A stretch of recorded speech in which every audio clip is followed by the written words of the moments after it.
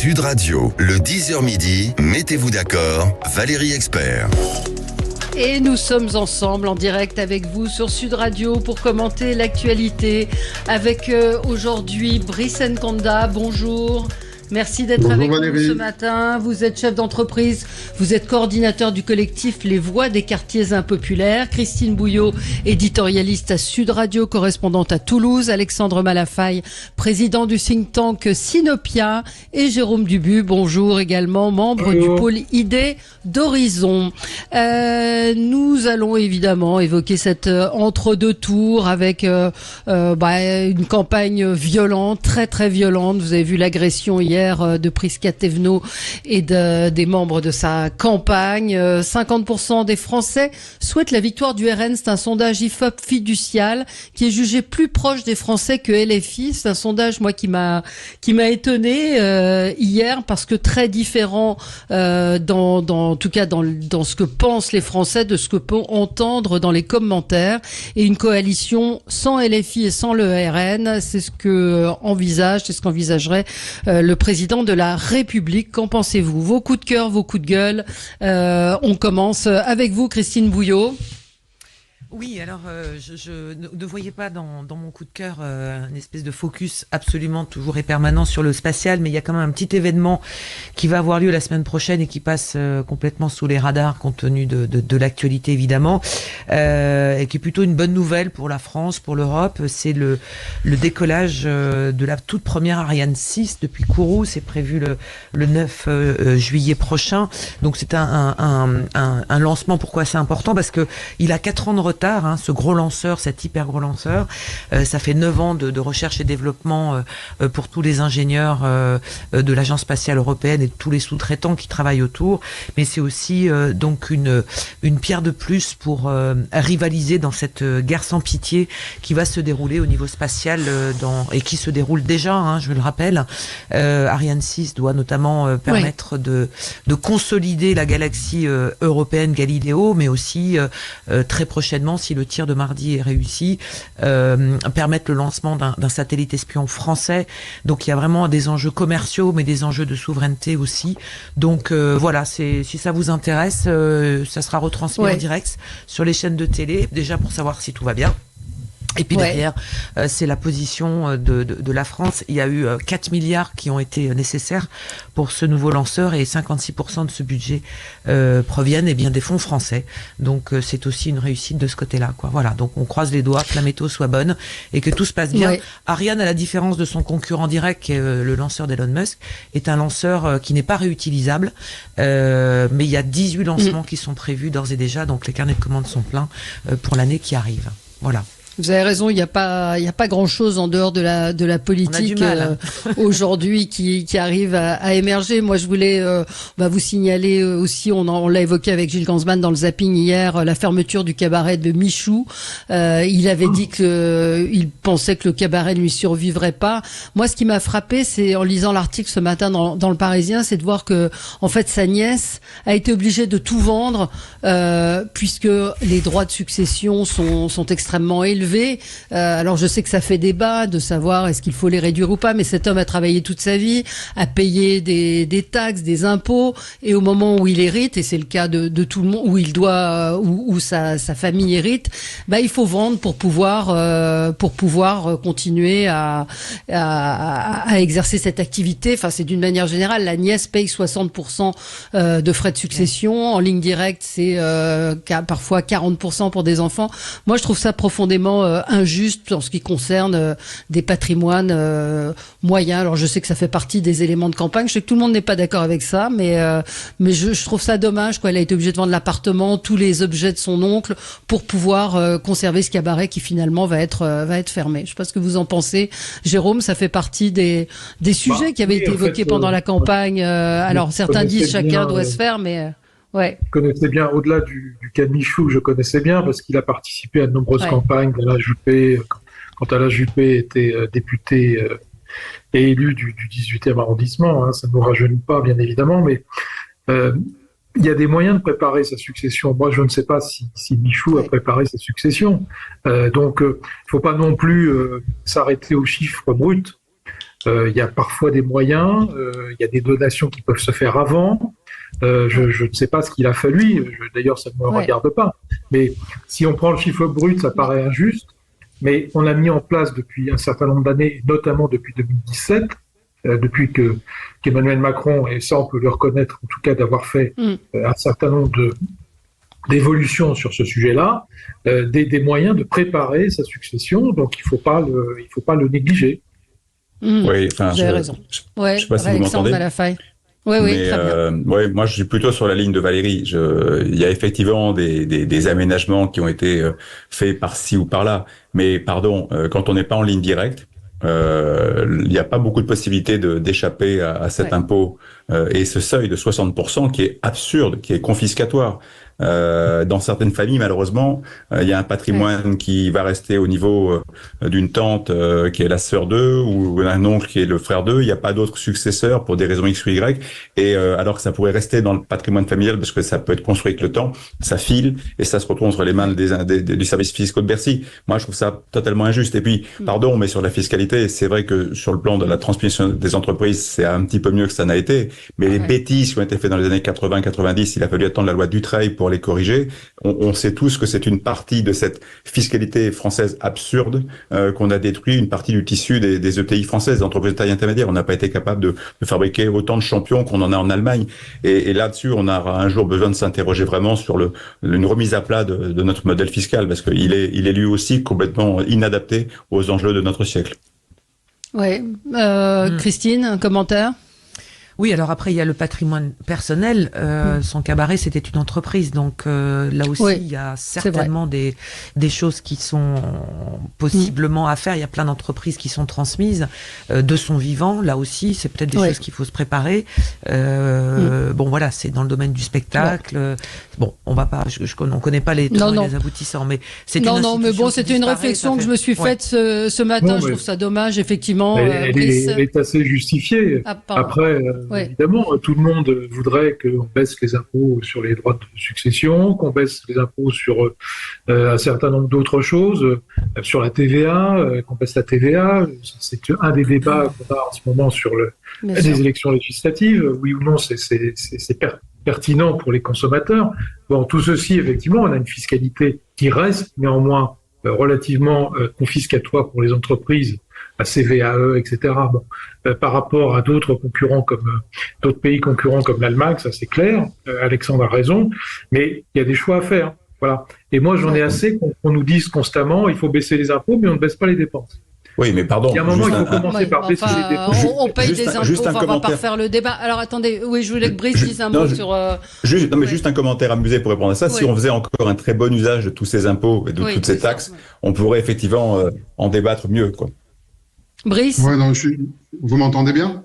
Oui, on vous entend. Je suis assez d'accord avec ce qui a été dit, c'est-à-dire que là, on parle d'héritage qui sont le fruit du travail, c'est une construction qui est léguée de père en fils, ou en tout cas d'une génération à l'autre, et à un moment donné, il faut quand même mettre un plafond pour que ce ne soit pas confiscatoire. Donc je suis assez sur cette ligne-là également. Bon, on va marquer une pause puisque c'est l'heure du journal, et puis on se retrouve après pour parler de cette campagne d'entre-deux tours et de cette situation hallucinante dans laquelle le président de la République a quand même réussi à mettre la France. À tout de suite. Sud Radio. Sud Radio. Parlons vrai. Parlons vrai. Sud Radio. Parlons vrai. Lidl. Sud Radio. Le 10h midi. Mettez-vous d'accord. Valérie Expert. Et nous sommes ensemble avec vous pour commenter cette actualité de l'entre-deux tours avec Brice Nkonda, chef d'entreprise, coordinateur du collectif Les Voix des quartiers impopulaires, Christine Bouillot, journaliste à Sud Radio, vous êtes notre correspondante à Toulouse, Alexandre Malafaille, président du think tank Sinopia, et Jérôme Dubu, membre du pôle Idées d'Horizon. Donc on va revenir sur cette entre-deux tours, comme je disais, avec cette campagne violente, verbalement et physiquement, avec l'agression hier entre autres de Prisca Thévenot qui collait des affiches. 50% des Français souhaitent la victoire du RN. C'est notre sondage IFOP fiducial pour Sud Radio, avec des traits de caractère comparés entre le RN et le nouveau Front Populaire, LFI en particulier, qui sont assez loin de ce qu'on peut entendre dans les médias, dans les réactions des Français. Et puis cette coalition sans LFI et sans le RM, est-ce que c'est possible? À quoi ça rime? On continue avec vos coups de cœur et vos coups de gueule. Jérôme Dubu, vous avez un coup de gueule, vous, sur l'augmentation des défaillances d'entreprises. Oui, parce que ça devrait être au cœur des discussions que les partis politiques ont en ce moment au niveau des législatives. On n'en parle absolument pas et le chiffre est très inquiétant. On a sur le premier semestre 2024 33 500 défaillances d'entreprises, c'est-à-dire à peu près 20% de plus qu'au premier semestre 2023, ce qui est considérable. Qu'est-ce qu'on entend par défaillances d'entreprises? Alors, c'est des défaillances, c'est pas seulement des liquidations, hein. C'est des mises en redressement. Ça ne veut pas dire que l'entreprise est forcément condamnée. Mais enfin, en général, on sauve relativement peu, malheureusement, bien que les formules d'anticipation permettent d'avoir un taux de sauvetage un peu plus important. Donc cette affaire, elle est quand même extrêmement significative. Et en plus, si on regarde le chiffre du premier semestre 2024 par rapport à l'avant-Covid, on est en augmentation aussi de plus 20%. Ça veut dire que les choses vont assez mal dans un certain nombre de secteurs, hein, le commerce de détail, le bâtiment, tous les métiers de l'immobilier, où là c'est plus 50% de défaillance. Dans les métiers de l'immobilier. Les notaires aussi, il y a beaucoup d'études de notaires qui sont en train de fermer. Et ça veut dire que si on continue sur cette lancée-là, malheureusement on va être à 70 000, voire plus, défaillances d'entreprises sur 2024, ce qui serait un record que nous n'avions pas atteint depuis des années et des années. Donc l'affaire est quand même très, très grave. La croissance est atone, hein, on est à 1%. En 2025, on peut voir 1,2%. Peut-être qu'on n'y arrivera pas d'ailleurs, ce sera peut-être en dessous de 1. Donc la croissance est très faible. L'augmentation du chômage est prévisible. Hein. Sur les défaillances d'entreprises, là, dont je viens de parler, il y a des 30 000, des 33 000 sur le premier semestre. C'est-à-dire qu'il y a 105 000 emplois qui sont potentiellement, qui risquent de disparaître potentiellement. C'est considérable. Ah ouais. Et ça veut dire que on devrait en parler. On devrait en parler matin, midi et soir. Parce que c'est quand même l'avenir. La croissance, l'emploi, la bonne santé des entreprises. Or, on n'en parle absolument pas. On ne parle que de coalition, on ne parle que de barrages, on ne parle que de choses dont les Français sont à des années-lumière. Le quotidien des Français, c'est ça. C'est l'emploi, c'est le pouvoir d'achat, et on n'en parle pas. Donc je trouve que nos politiques sont un peu à côté de la plaque. Moi, j'essaye de me battre à mon modeste niveau pour rappeler un certain nombre de fondamentaux, et j'ai bien du mal à faire entendre ça dans cette cacophonie actuelle. Oui, pour compléter ce qui est dit et qui est très juste, il y a un indicateur qui est encore plus préoccupant, parce que c'est vrai que souvent, quand il y a des cases d'entreprise, il y a parfois des toutes petites boîtes qui ferment, une personne, deux personnes, il y a un peu de tout. Mais malgré tout, l'augmentation soulignée est significative. Et là-dedans, il y a 1% des entreprises de taille intermédiaire qui sont en difficulté. Et ça c'est nouveau, parce que jusqu'à présent, c'est des entreprises qui avaient plutôt tendance à bien résister au choc. Et là, on est sur un phénomène de fond, semble-t-il. Le MEDEF prend ça très au sérieux en disant c'est pas simplement que anecdotique, c'est peut-être un signal de tendance, un signal faible, mais un signal de tendance. Et puis sur quand même le volet logement et tout ce qui a été dit sur les notaires qui ferment, sur les entreprises du bâtiment qui sont en difficulté, il y a une faute majeure de la politique menée depuis 7 ans, c'est le logement. Et c'est quand même, la semaine dernière, j'ai assisté à la présentation devant le MEDEF et différents représentants des formations politiques. C'est Bruno Le Maire qui est venu et qui a reconnu que sur le logement, ils n'avaient pas fait ce qu'il fallait, mais ils ont non seulement pas fait ce qu'il fallait, mais ils ont provoqué une crise qui est une crise majeure dans un secteur qui va mettre 10 ans à s'en relever. Oui, absolument. Pour compléter ce que disait Alexandre, le METI, donc, qui est le mouvement des entreprises de taille intermédiaire, qui est le MEDEF des entreprises de taille intermédiaire, a fait une enquête récemment qui est sortie en début de semaine, qui dit clairement qu'ils constatent une augmentation de leurs charges, donc l'augmentation de la masse salariale, ça on le sait, l'augmentation des matières premières, une baisse des marges et donc une baisse des investissements qui vont être réalisés dans les années qui viennent. Donc l'affaire est quand même très inquiétante puisque sur ce créneau du mouvement des entreprises intermédiaires, des entreprises de taille intermédiaire, ce qu'on appelle les ETI, on est plus ou moins faible par rapport à l'Allemagne, qui a un réseau très, très conséquent d'entreprises de taille intermédiaire et qui fait souvent la différence en matière économique. Donc tout ceci est inquiétant et je n'entends aucun des candidats en parler. Bien sûr. Non, mais si l'économie intéressait la classe politique, ça serait en France. On continue notre... oui, je sais pas, un commentaire, Christine. Non, c'est la... Moi, j'ai un commentaire, c'est que... Brice Nkonda. Ouais, c'est qu'en fait, on commençait à voir se réancrer un mouvement de réindustrialisation du pays. Et c'est vrai que c'est dommage d'être confronté à cette crise pour le coup politique, parce que après quelques années de remise en route, on sentait que ça commençait à se remettre en place. Et c'est vrai que dans les chiffres de fermeture d'entreprises, il y a énormément de petites structures. Il y a énormément de petites structures. Et d'ailleurs, c'est des structures qui sont créées, qui maquillent parfois, je pense, un peu les chiffres du chômage artificiellement. Et on se rend compte qu'en fait, c'est des structures, des entreprises qui n'ont pas les reins très solides. Et puis, c'est très difficile d'avoir des contrats auprès des plus grandes ETI ou des PME ou des grandes multinationales, parce que les politiques achats des grandes boîtes, qui sont aussi les principales clientes de ces petites, sont de plus en plus strictes sur les conditions d'accès. Donc, il y a tout un écosystème en fait qui s'articule beaucoup moins bien qu'avant, et ce qui fait que dès que ça devient un peu plus compliqué, la masse de petites entreprises qui ferment est plus importante. Ouais. Alors quand on regarde, alors on va avancer. Oui, Jérôme, on va avancer parce qu'on a beaucoup de sujets, beaucoup de sujets. On va peut-être passer à vous, Brice, ou Alexandre, peut-être. Vous vouliez revenir sur une époque lointaine. Et c'est ni un coup de cœur, ni un coup de gueule, c'est un coup d'œil dans le rétroviseur. Alors je crois qu'il y a peut-être une petite séquence qu'on peut lancer. Sinon, oui, on va écouter. Alors c'était qui? C'était François Mitterrand. Alors donc c'est François Mitterrand qui est interviewé, c'est des Imaginat, au tout début des années 80, puisqu'on est encore sous le gouvernement Pierre Mauroy, et il nous parle des problèmes des immigrés non français. De deux catégories. Il y a les clandestins et il y a ceux qui sont reconnus parce que ils ont un contrat de travail et une carte de séjour. Ceux qui sont clandestins, il n'y a qu'une seule loi possible. C'est malheureux pour eux, mais c'est la nécessité, il faut qu'ils rentrent chez eux.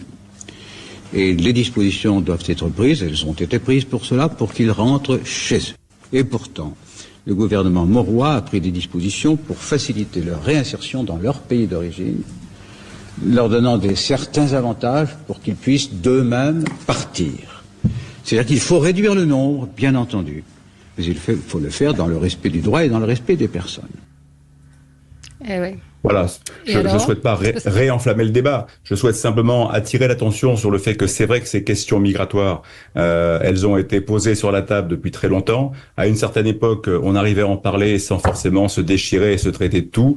Là, on est avec François Mitterrand, début des fameuses années Mitterrand, début de la grande séquence « Ne touche pas à mon pote », mais malgré tout, on était capable de regarder la réalité en face, de dire il y a des sujets, il y a des problèmes. Effectivement, quand on n'a pas de papier, quand on est immigré et qu'on n'a pas été régularisé, il y a une situation qu'il faut pouvoir gérer. Il explique quand même avec des mots qui sont durs. Si on parlait comme ça aujourd'hui, ce serait étonnant. Il explique effectivement qu'on a eu une formidable aspiration à faire venir des immigrés par charter, par camion entier, qui sont déversés en France, notamment en région parisienne. Il met des mots qui sont absolument inaudibles aujourd'hui. Ce que je veux simplement dire, c'est que sur ces questions-là, effectivement, l'impossibilité d'arriver à en parler sereinement, comme on le voit depuis maintenant des années, de diaboliser ceux qui en parlent, de critiquer ceux qui ferment les yeux, de la même manière, ça nous pose un sujet. Et je pense que ce serait bien qu'à un moment donné, on se rappelle que à gauche aussi, y compris le Parti communiste en son temps, avait une position qui était de dire il faut quand même pas faire n'importe quoi avec ces questions-là. Alors on va marquer une pause, peut-être que vous pourrez réagir tout de suite après la pub. À tout de suite. Sud Radio, votre attention est notre plus belle récompense. Je vous remercie énormément au niveau de Sud Radio de tout ce que vous faites pour donner la parole aux sans-voix, parce que sur nos médias nationaux, personne n'en parle. Sud Radio, parlons vrai. Sud Radio, le 10h midi, mettez-vous d'accord, Valérie Expert. Et nous sommes ensemble avec vous sur Sud Radio pour commenter l'actualité et on a beaucoup de choses aujourd'hui, beaucoup de sujets. Brice, vous aviez un coup de gueule qui peut peut-être rejoindre ce que disait également Alexandre Malafaye. Je vais essayer de faire la jonction. En fait, mon coup de gueule, c'est que depuis maintenant 4 décennies, on a l'impression qu'il y a on est dans un toboggan et que on va inexorablement vers les extrêmes. Et aujourd'hui, on est en passe de passer aux extrêmes et que finalement, les gens raisonnables n'ont pas été suffisamment efficaces et que parfois, la droite de gouvernement comme la gauche de gouvernement n'ont pas su traiter les sujets de terrain et le mécontentement n'a cessé de progresser. Et en fait, ce que je me dis aujourd'hui, c'est que comme le temps n'est plus à la nuance, c'est à quel moment le centre va trouver sa radicalité. À quel moment, en fait, on va pouvoir régénérer c'est un oxymore, non? Centre et radicalité, c'est un peu un oxymore, non? Ben non, parce qu'en fait, on peut être au centre et être radical. Radical, quand on prend la racine du mot, c'est justement la racine à la cause de nos problèmes. Et il y a vraiment un travail à faire de cette nature, parce que aujourd'hui, on voit pas comment échapper aux extrêmes. À partir du moment où Emmanuel Macron est dévitalisé, quel est le projet alternatif? Parce qu'aujourd'hui, pour lutter contre les extrêmes, il va falloir un nouveau projet. Dire que sortir et mettre sur la table toutes les réformes du passé, ça ne va pas suffire. Et j'ai envie de dire même que Emmanuel Macron, quand on y regarde bien, il a fait toutes les grandes réformes que la droite rêvait de faire. Donc le sujet qui se pose derrière, c'est quels sont les nouveaux projets, les nouvelles réformes? Qu'est-ce qu'on peut mettre sur la table de différent? Parce que on va aller droit vers les extrêmes. Et si c'est pas cette fois-ci, ce sera la fois d'après. Donc, à un moment donné, mon coup de gueule, il est là. C'est à quel moment, en fait, on réintègre dans les partis politiques la partie réflexive, la partie réflexion idéologique. Et je sais que, alors, il y a Jérôme qui fait partie du Polydé d'Horizon. Je pense qu'il y travaille activement. Mais au-delà des mesures, ça fume beaucoup. Oui, mais au-delà des mesures qui s'entendent économiquement, techniquement, quel est l'élan, l'aspiration, quel est le vent de fraîcheur, quelle est la nouveauté qui va être apportée aux habitants?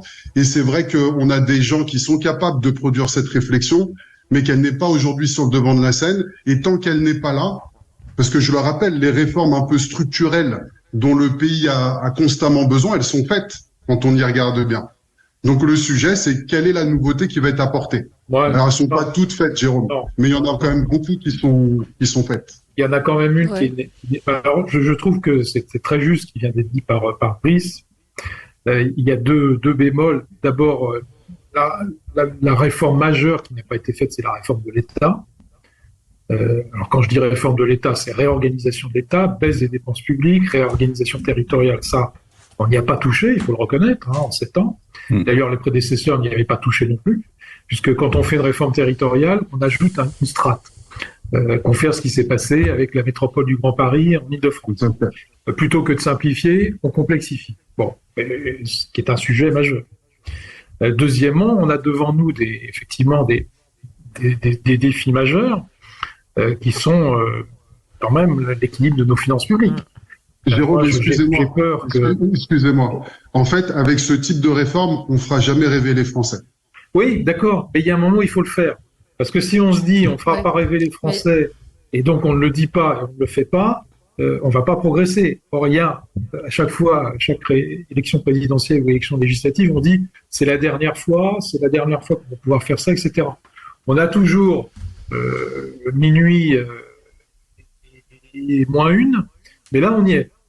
Et je pense que si, que ce soit le nouveau Front populaire ou le Rassemblement national, l'un et l'autre, à des degrés divers, pour différentes raisons qui ne sont pas les mêmes, nous précipitent vers l'abîme financière. Ça, c'est mon point de vue. Mais... Oui, mais tout ça, on vous intellectualisez vachement. Je veux dire, où on en est aujourd'hui. On est dans un pays qui est au bord, de la guerre civile. Quand on voit les affrontements, les insultes, que ce soit d'un côté ou de l'autre, on est dans un pays fracturé. Enfin, quand même, le président de la République, nous a foutu dans un merdier. Je suis très très en colère. Je dois vous dire que je suis très en colère. Mais de se dire, il faudrait peut-être que, je veux dire, aujourd'hui, on est dans une situation absolument catastrophique avec des alliances contre nature, avec des discours que les Français n'entendent pas. Enfin, pardon, ce coup de colère, mais il faudrait penser aux entreprises, machin. Moi, je veux bien. Sauf qu'aujourd'hui, on fait quoi? On est à des gens qui se battent dans la rue. À une femme hier, Prisca Thévenot, et à Virginie Lanlot, sa suppléante, qui se font taper dessus à coups de trottinette. Enfin, je veux dire, on en est où? Donc on peut faire tous les beaux discours qu'on veut. Ça fait 7 ans qu'Emmanuel Macron est là. Dans quel état est le pays aujourd'hui? On a une dette, on a des entreprises qui ferment. Qu'est-ce qu'on fait? Enfin, je sais pas, Alexandre Malafaille. Moi, Valérie, je vous suis à 100%. Et ça fait partie des sujets que vous vouliez traiter. La façon dont on a monté les Français les uns contre les autres, dont ils se sont d'ailleurs montés tout seuls aussi, parce que évidemment. Chacun peut avoir, bien sûr, peur de son voisin, peur de l'immigré, peur de ci, peur de ça, etc. Il y a plein,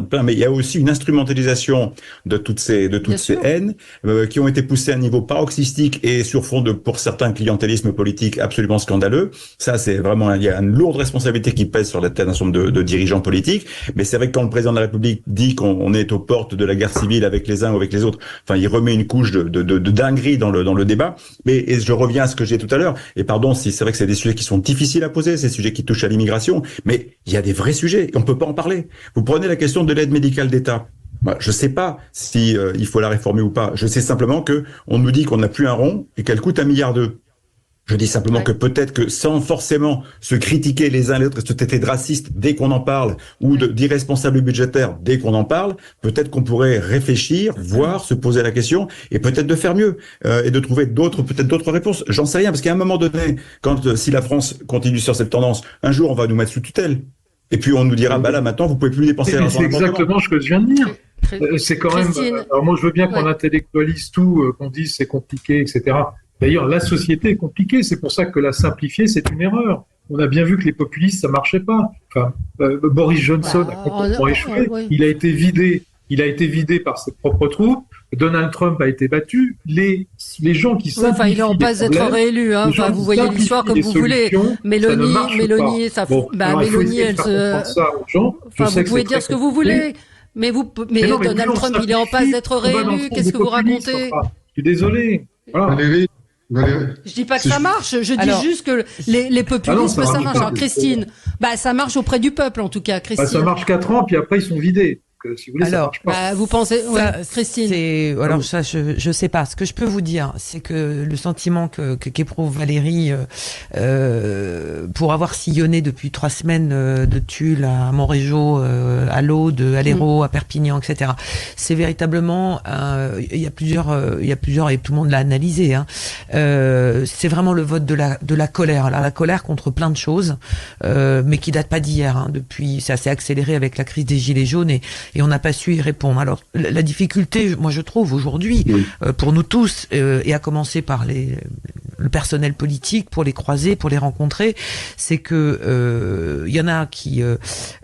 c'est d'offrir de l'espoir, ce que vous disiez, Brice, mais tout en expliquant quand même que la pente va être très raide.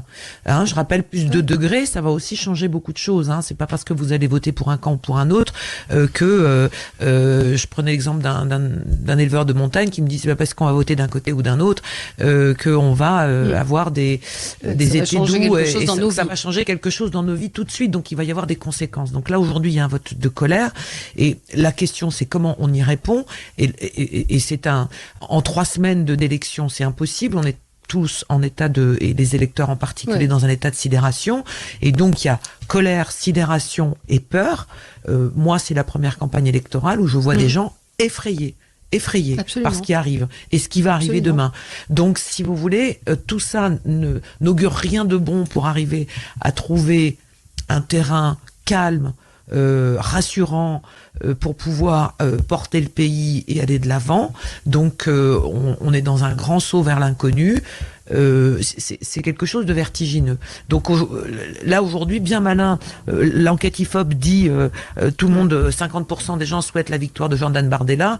On peut dire aussi que 50% ne la souhaitent pas. Donc c'est du 50-50, mais vous n'avez pas droit à un appel à un ami, quoi. Hein. Donc là, on est dans une situation tellement clivée que ça va être difficile.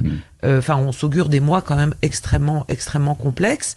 Est-ce que c'est l'économie qui doit prédominer sur le social? Est-ce que c'est l'environnement? Toutes ces questions-là, elles sont passées sous le tapis. Pour l'instant, on rentre pas dans le sujet. Aujourd'hui, on est sur des coalitions. On rentre sur des histoires de coalition. Et en même temps, les gens, pour vous dire sur le terrain, ne veulent pas savoir presque ce qu'il y a dans les programmes. Hein. C'est clair et net. Ils veulent soit le RN, soit tout faire pour l'éviter. C'est un peu ça que je constate. Moi, c'est vraiment ça, le clivage. Dans les programmes, c'est pour ou contre. Voilà. C'est une espèce de référendum, comme l'a dit assez justement Glucksmann, contre le Rassemblement national. Mais en fait, moi, je considère que le rôle d'un élu ou de quelqu'un qui est engagé dans la vie politique, c'est pas d'en rajouter. Voilà, c'est d'essayer d'arriver à avoir un peu de raisonnement. Alors, je sais que c'est très compliqué, que ça peut paraître intellectuel, etc., très loin des préoccupations des gens, mais moi, je veux pas en rajouter. Voilà. Mais il est où le raisonnement du tous contre le RN? C'est ce qu'on disait hier.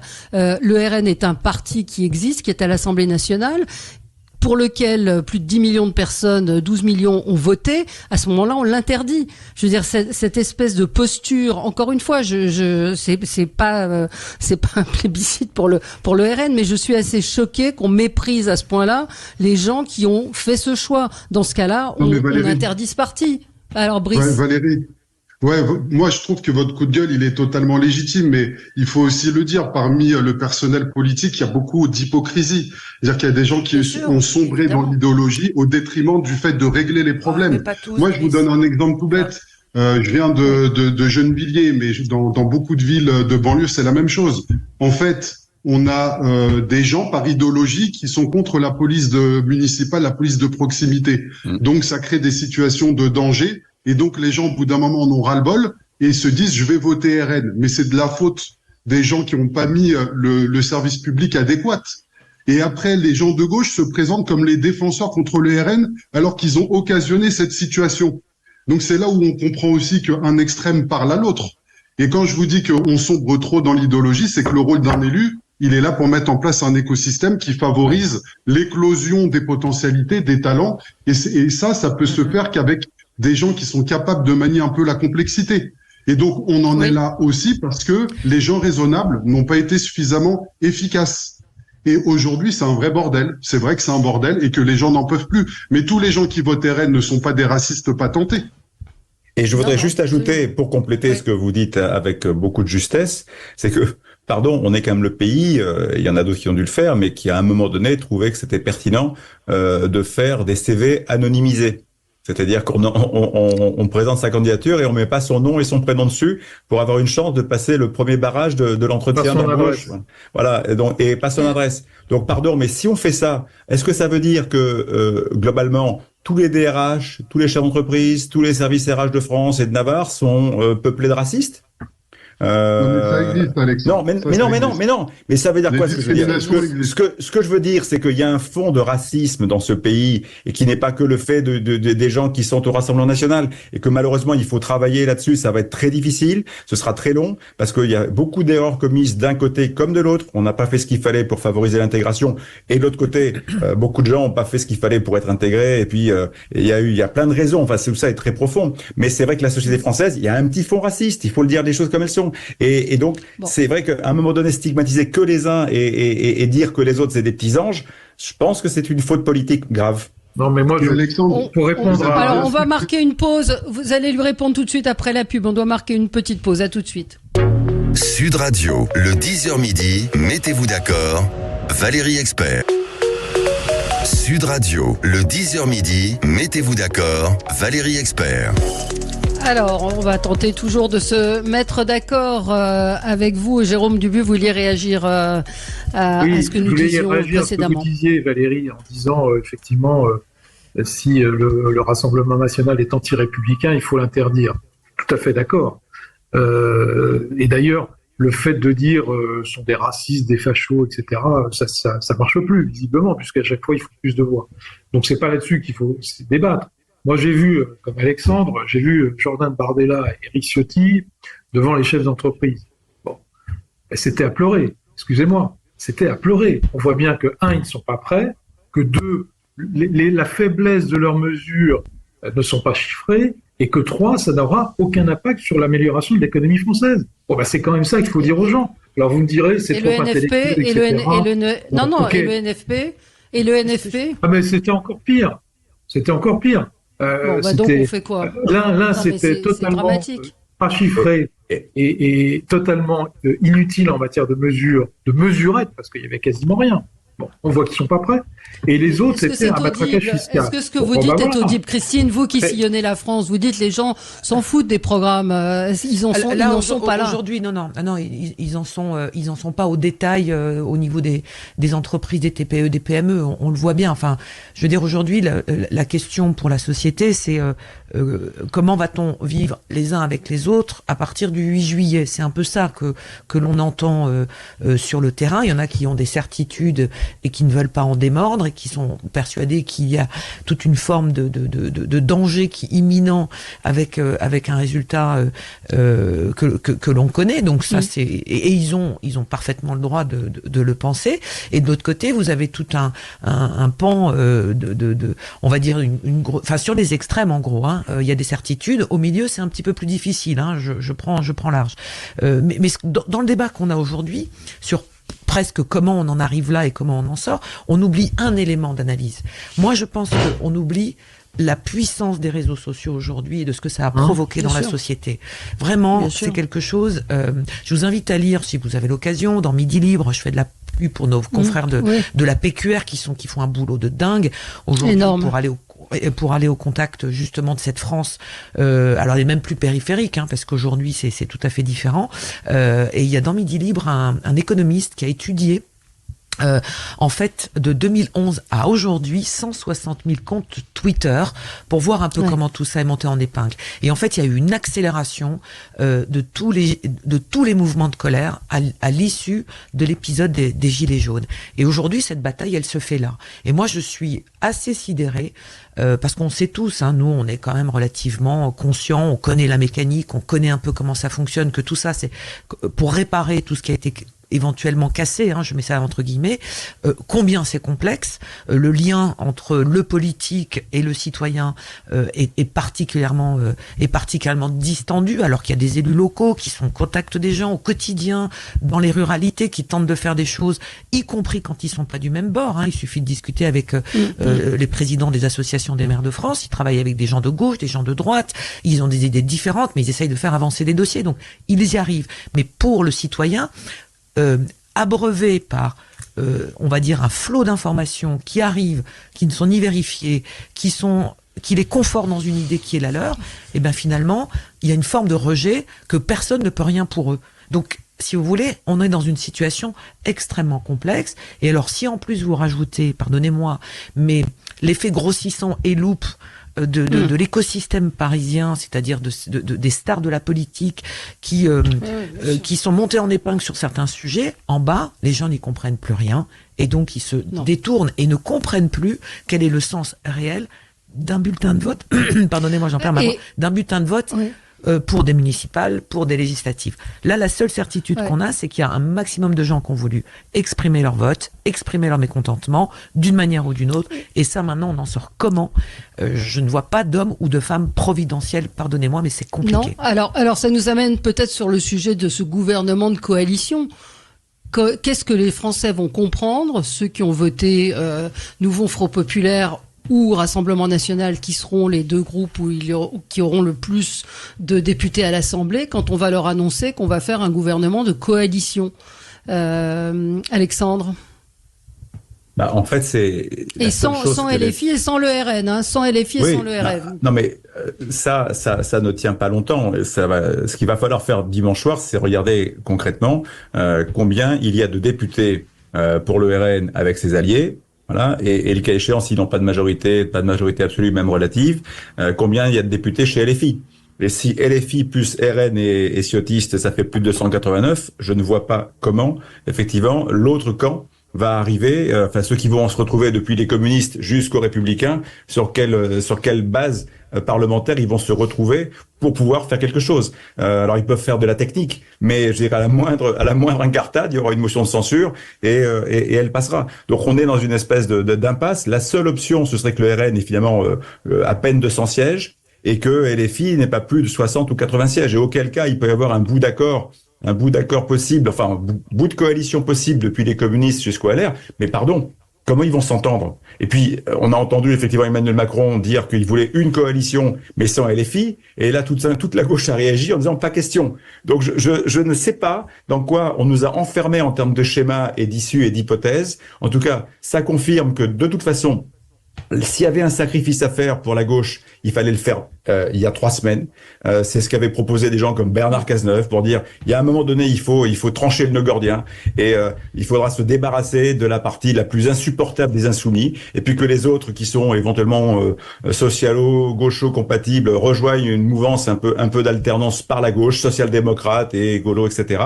Là il y avait peut-être une voie. Alors il y aurait eu une confrontation très très dure dans un ensemble de circonscriptions. Et effectivement LFI aurait tenté de faire perdre beaucoup de monde, mais peut-être qu'à la fin ça aurait rassuré aussi beaucoup et ça aurait permis d'envoyer un message de reconstruction par la gauche. Je dis pas que c'est par le bon côté, mais en tout cas c'était la seule chose raisonnable.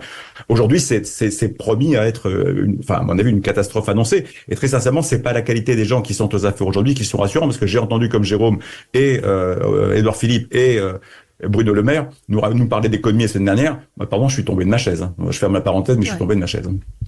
Ouais. Oui. Moi, je pense la que projection. Ouais. Ouais. La logique jusqu'à maintenant de la Ve République, c'est que le groupe qui est arrivé en tête, la formation politique qui est arrivée en tête des législatives, gouverne. Bon. Donc, l'hypothèse quand même la plus probable aujourd'hui, c'est que le Rassemblement national va arriver en tête. On nous dit 220, 230, c'est peut-être plus, ça sera peut-être 250. S'ils vont chercher 10 ou 20 LR, c'est pas loin de la majorité absolue. Bon. Mais Madame Le Pen nous a encore dit hier soir que si c'était une majorité relative, ils voulaient pas gouverner. En réalité, je vous l'ai dit tout à l'heure, ils sentent qu'ils ne sont pas prêts. Et tout le monde le sent bien. Bon. Donc, c'est pas ce qu'ils disent, hein. C'est pas du tout ce qu'ils disent. La formation politique. Oui. Mais c'est pas ce qu'ils disent. Et arrivé en tête, ne veut plus gouverner.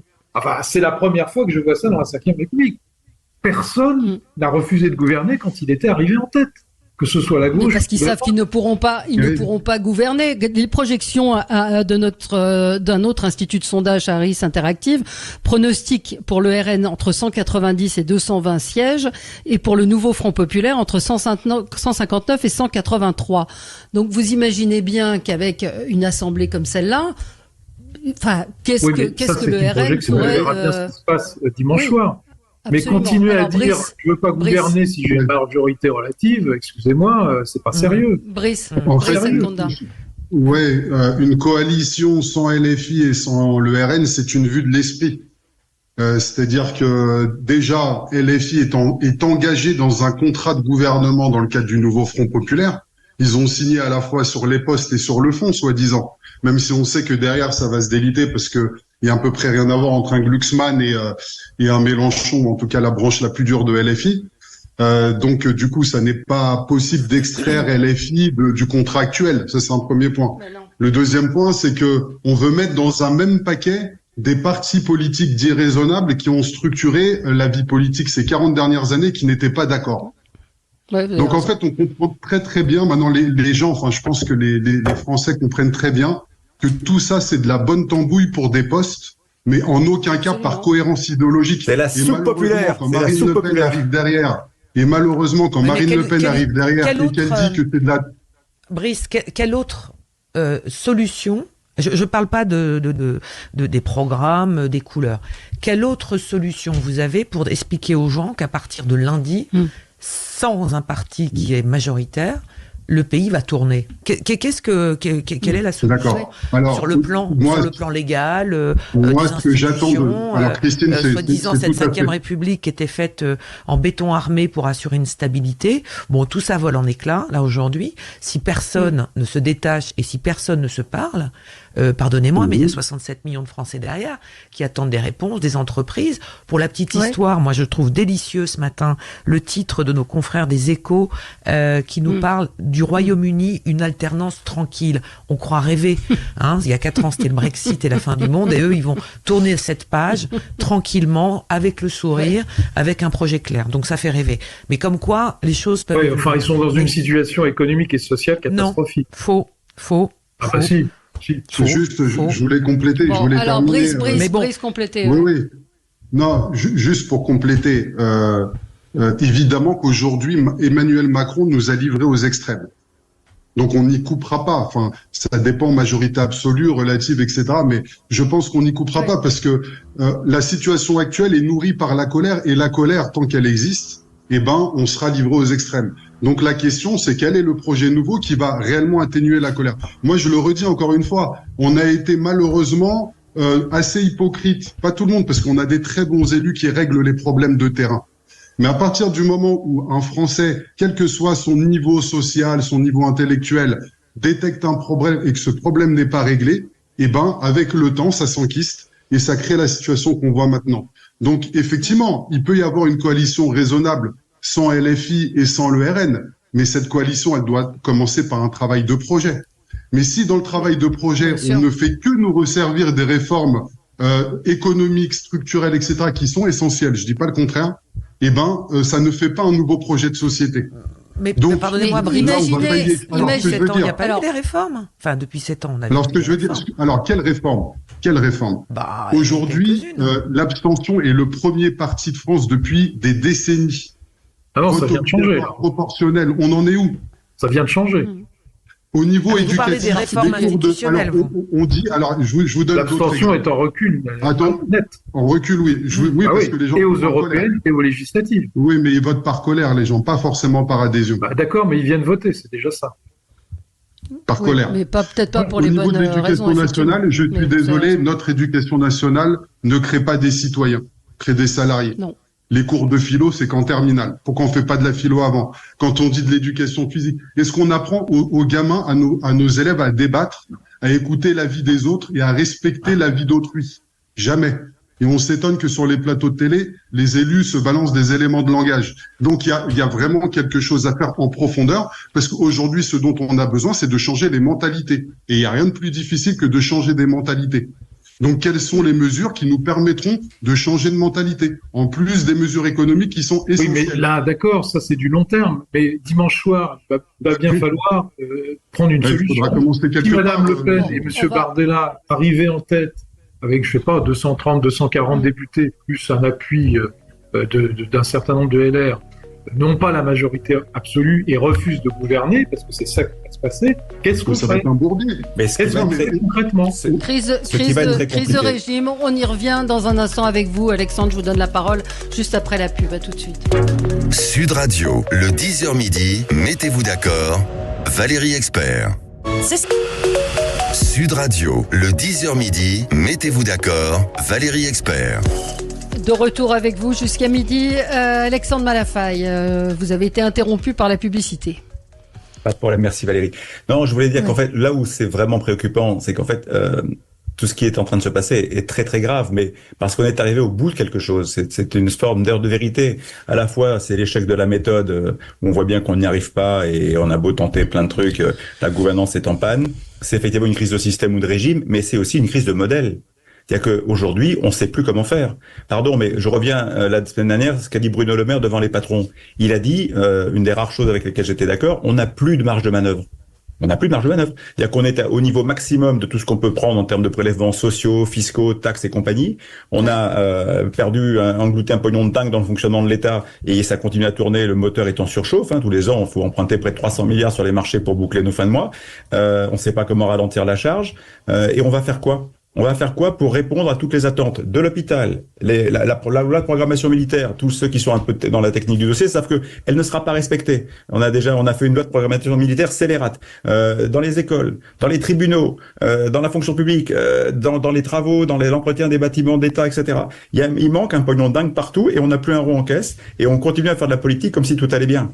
Mais je veux dire, alors ce sera pas très facile de promettre du sang et des larmes parce qu'on sait pas dans quoi et pourquoi on s'engage, mais il va falloir retrouver, en tout cas dans les éléments de langage des prochains dirigeants, un peu de sobriété, un peu de capacité à expliquer, et puis de trouver un chemin, et c'est ça qui sera compliqué, pour arriver à faire en sorte qu'on puisse fabriquer un destin commun dans une situation où nos marges, effectivement, sont nulles. Et je pense qu'on a tellement menti aux gens que tous ces discours de raison sont inaudibles. Et on voit bien le discours de la raison d'Emmanuel Macron, il est inaudible. Et je suis absolument incapable aujourd'hui de vous dire comment on va faire pour arriver à éviter que, de toute façon, quoi qu'il arrive, à la fin, ce sera l'un des extrêmes qui va gagner. Parce que les gens sont tellement exaspérés par l'inaction et ça va se voir, qu'en 2027, si c'est pas maintenant, vous aurez le RN, vous aurez autre chose. La tendance est pratiquement impossible à arrêter.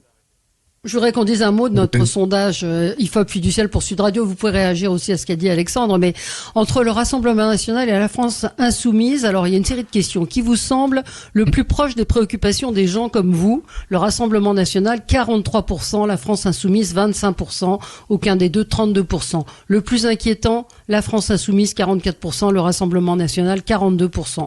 Le plus attaché aux valeurs démocratiques, 40% pour le Rassemblement national, 24% pour la France insoumise. Le plus capable de trouver des solutions pour notre pays, 39% pour la France insoumise, 41%, aucun des deux. Et disposant des dirigeants de qualité, le Rassemblement national, 36%, 22% pour la France insoumise, 42% pour aucun des deux. Sur ces traits, oui. Le Rassemblement national s'en sort mieux que la France insoumise.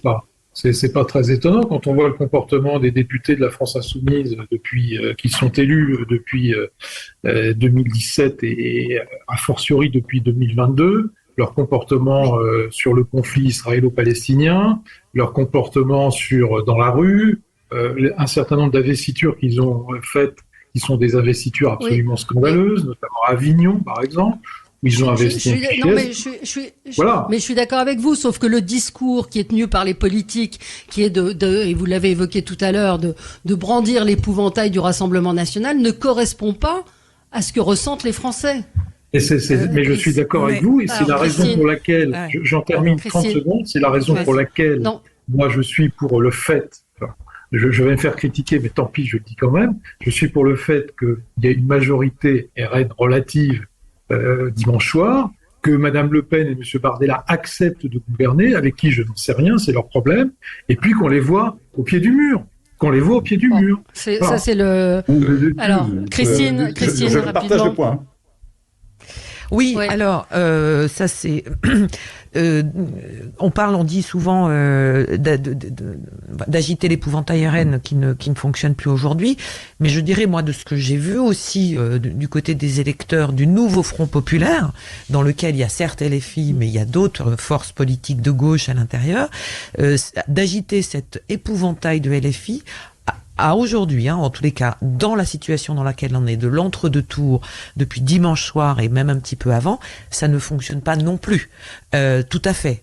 C'est-à-dire que je pense que c'est plutôt du côté des centristes, des électeurs qui n'ont plus de candidats, parce que j'ai par exemple Pierre dans le Tarn, qui n'ont plus de candidats Renaissance ou Horizon du bloc central, que se pose cette question.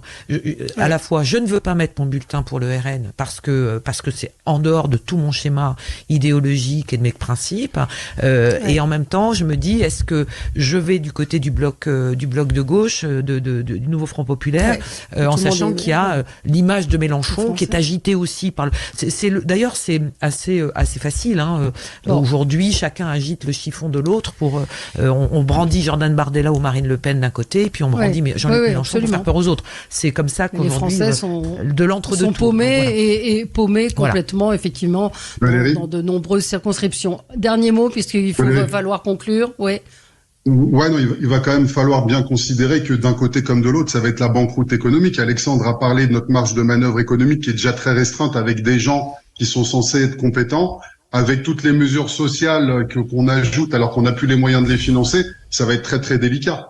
Donc il y a vraiment un sujet que ça va aller de mal en pis. On voit mal comment faire effectivement marche arrière, mais il va falloir faire marche arrière avec des gens issus du centre, soit centre-gauche ou centre-droit, mais des gens raisonnables. Merci à tous les quatre. Tout de suite, André Berkoff, et on se retrouve demain. Bonne journée. Sud Radio. Parlons vrai. Parlons vrai. Sud Radio. Parlons vrai. Sud Radio.